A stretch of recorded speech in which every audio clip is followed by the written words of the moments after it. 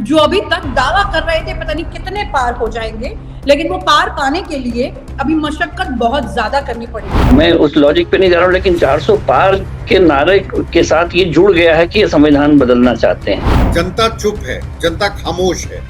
अगर जनता खामोश है तो क्या ये वोट जो पड़ा ये बीजेपी को नहीं पड़ा? और जम्मू कश्मीर में ज्यादा मतदान हुआ बिहार से परसेंटेज वाइज देखें तो।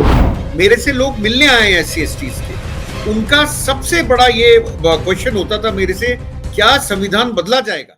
दोस्तों नमस्कार, मैं हूं विनीता यादव और जिस तरह से पहले चरण के मतदान में परसेंटेज धड़ाधड़ गिरता दिखाई दिया, उसी से उन पार्टियों के हौसले भी गिरने लगे हैं जो अभी तक दावा कर रहे थे पता नहीं कितने पार हो जाएंगे, लेकिन वो पार पाने के लिए अभी मशक्कत बहुत ज्यादा करनी पड़ेगी।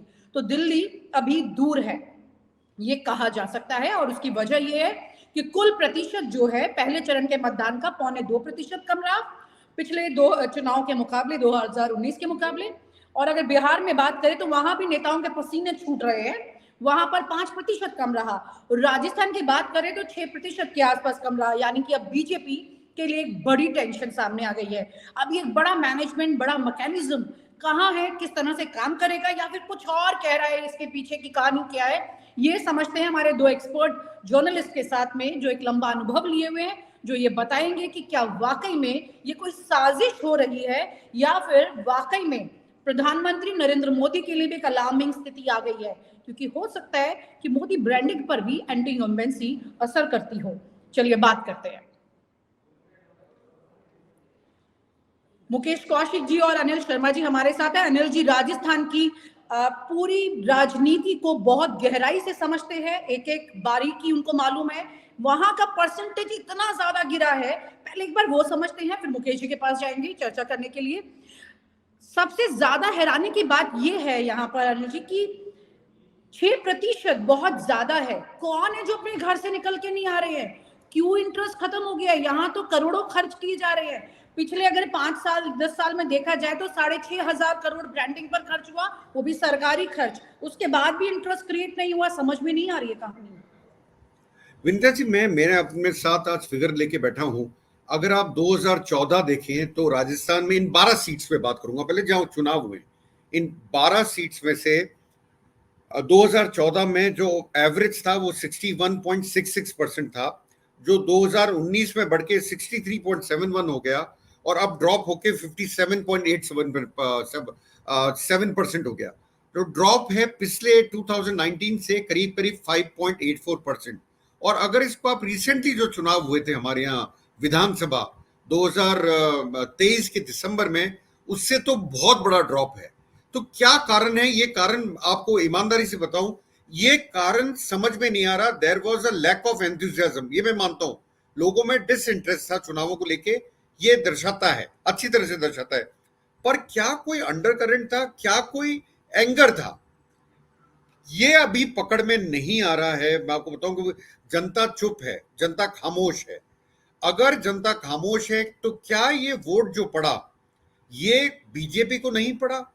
क्या ये वोट जो था, क्योंकि ये कहा जाता है जब भी बीजेपी बड़ा इशू बनाती है तो बीजेपी को वोटिंग ज्यादा होती है, और बीजेपी को शायद उम्मीद थी राम मंदिर, उसके बाद में रामनवमी, ये रामनवमी उनके लिए तकदीर चेंज करेगी, जो कि 17 तारीख को थी। और उन्होंने अयोध्या में कई प्लान करे, और आपने देखा भी होगा मोदी जी के पिक्चर भी आए, एयरक्राफ्ट में बैठे हैं, हाथ में उनके आईपैड जैसा कुछ है, उसमें देख रहे हैं, सूर्य तिलक, चप्पलें खोल रखी हैं। पर वो चीजें भी मुझे ग्राउंड पे वर्क करती हुई नहीं दिख रही। वोटर्स क्यों नहीं आए? लोग कहते हैं गर्मी, क्या चुनाव पिछली बार गर्मी में नहीं हुए थे? तब भी गर्मी में हुए थे। क्या कारण है इसके पीछे, ये समझना अभी या तो सेफोलॉजिस्ट पकड़ सकते हैं या डेटा एनालिस्ट पकड़ सकते हैं। पर आपको एक बड़ी टिपिकल चीज बताना चाहूंगा मैं। कल 121 सीट थी शायद जहां चुनाव हुए, और 21 स्टेट से जहां पे चुनाव हुए। आप अगर नोटिस करेंगे तो वोटिंग परसेंटेज वहां पे नीचे गया है जहां पे बीजेपी की गवर्नमेंट स्टेट में रूल करती है। तो क्या कारण है? राजस्थान में तो चलिए 10 कारण हो सकते हैं कि साहब सीएम बिल्कुल नया फेस था, लोग उनको पहचानते नहीं थे, शायद इसलिए नीचे गया होगा, या गर्मी बहुत तेज थी, हम निकले नहीं बाहर। पर गर्मी पहले भी थी, क्या 2019 में ठंडी हवाएं चल रही थी? मेरा एक बड़ा टिपिकल क्वेश्चन है। लोग क्यों नहीं निकले?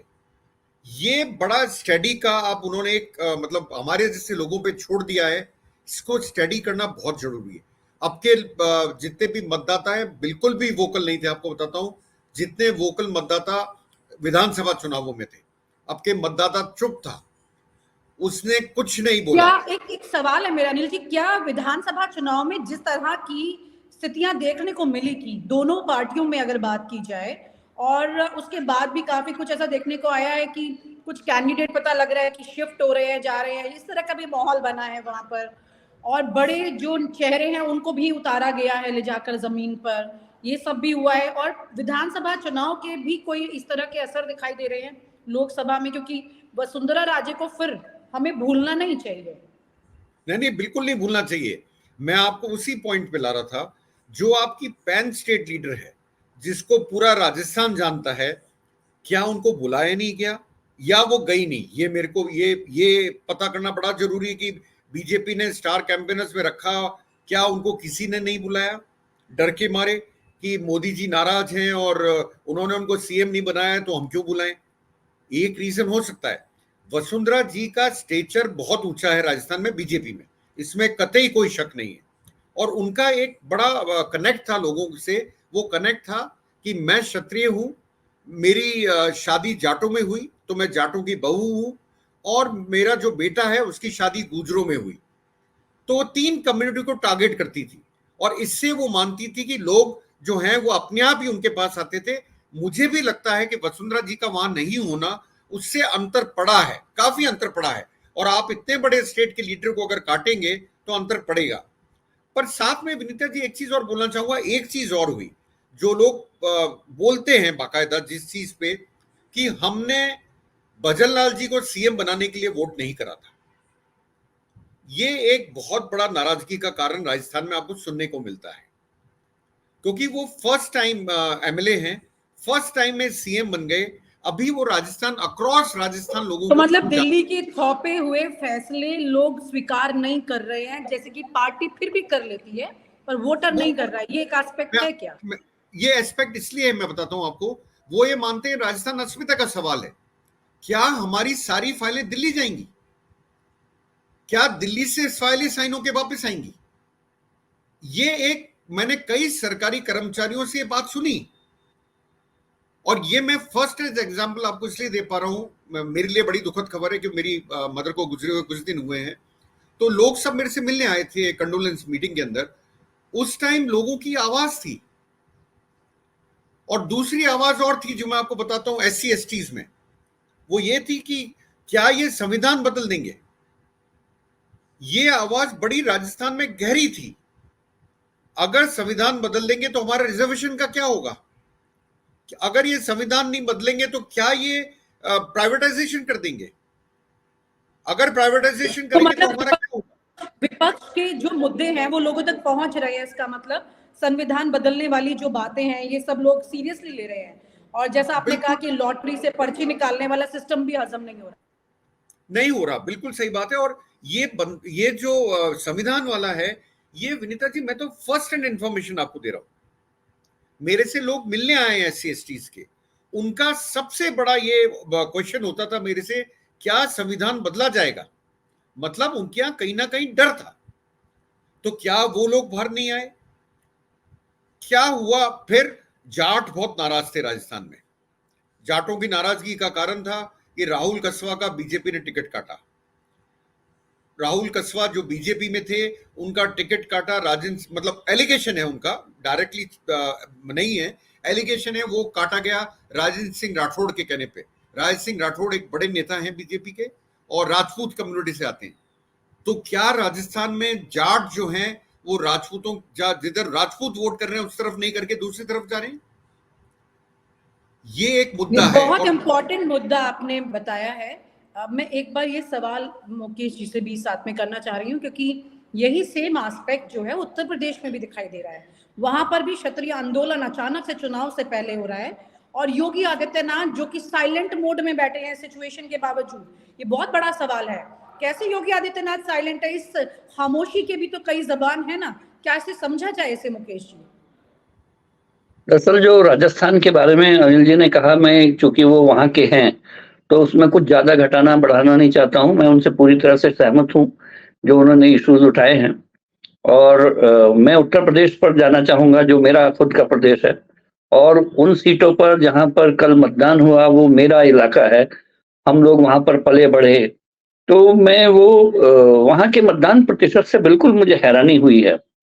बहुत अवेयर मतदाता है वहाँ का, और किसी भी मतदान में वो बढ़-चढ़ के हिस्सा लेने वाले लोग हैं।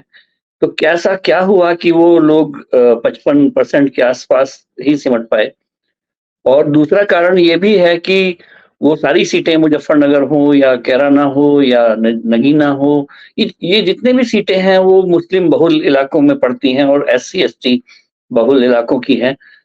तो ये वो सीटें हैं जहाँ पर बीजेपी के खिलाफ जो अब जिस जिस अल्पसंख्यक का गुस्सा या आक्रोश हो सकता है, वो बढ़-चढ़ कर बाहर निकलते हैं उस पार्टी को हराने के लिए, जो उनको नापसंद है। जिताने वाले लोग उतने बाहर नहीं निकलते हैं जितना हराने वाले लोग निकलते हैं, और ये बहुत एक जनरल टेंडेंसी भी है कि मुझे अगर कहीं किसी से ऐसा तो नहीं है कि ये 400 पार वाली जो बात बोली थी, लोगों ने सोचा है कि मोदी जी तो 400 पार कर ही लेंगे, वोट करने के लिए क्या जाएंगे हम? नहीं, 400 पार के पीछे का जो ना जाने का और उसको ना पाने का, मैं उस लॉजिक पे नहीं जा रहा हूँ, लेकिन 400 पार के नारे के साथ ये जुड़ गया है कि ये संविधान बदलना चाहते हैं। अनंत हेगड़े ने जब ये बात कही थी तो उनका टिकट नहीं मिला। बीजेपी इतनी बैकफुट पर आई थी, ये अनंत हेगड़े ने जब कहा कि हम संविधान बदल देंगे, तो उनको टिकट ही नहीं मिला। यानी कि इस मुद्दे पर वो बैकफुट पर हो गए कि संविधान बदलने का कहीं न कहीं लोगों में ये मैसेज चला गया है कि अगर सब कुछ स्ट्रक्चर बदल जाएगा, तो एससी-एसटीज़ का क्या होगा? इस देश के सेक्युलर कैरेक्टर का क्या होगा? और हम लोग भारत उस शेप में होगा या नहीं होगा? इस पर पार्टी वास्तव में बैकफुट पर है, और 400 पार के नारे के बाद थोड़ा टोन डाउन होके वो अब की बार फिर एक बार मोदी सरकार पर ज़्यादा जोर है इस समय पार्टी का। 400 पार एक बूमरैंग कर गया है, और उसी की वजह से बहुत कुछ ऐसा देखने में आ रहा है कि उनका जो तेजी से एक मत प्रतिशत बढ़ा था, मोदी की जो लाभार्थी योजनाएं वगैरह थी जिनका 2019 में असर था, मायावती का जो वोट क्षीण हो गया था, वो बीजेपी के पास काफी हद तक पहुंच गया था। कहीं वो उदासीनता उन लोगों में तो नहीं चली गई है, या दूसरा ये कि कहीं ऐसा तो नहीं है कि उनको कहीं न कहीं हतोत्साहित किया गया, डिस्करेज कर दिया गया, और वो लोग अपना वोट नहीं डाल पाए। तीसरा ये है कि मत प्रतिशत बढ़ना एक स्वाभाविक सी घटना हो गई थी इस देश में, जब से हम जो जो मीडिया बूम है, चाहे सोशल मीडिया बूम है, ये जितने भी चैनल्स हैं उनके सामने दिखने की एक लालसा है। तो हम लोग जो वोट प्रतिशत बढ़ने को एंटी इनकम्बेंसी वाला वोट मान लेते थे, वो बात गलत साबित हो गई थी।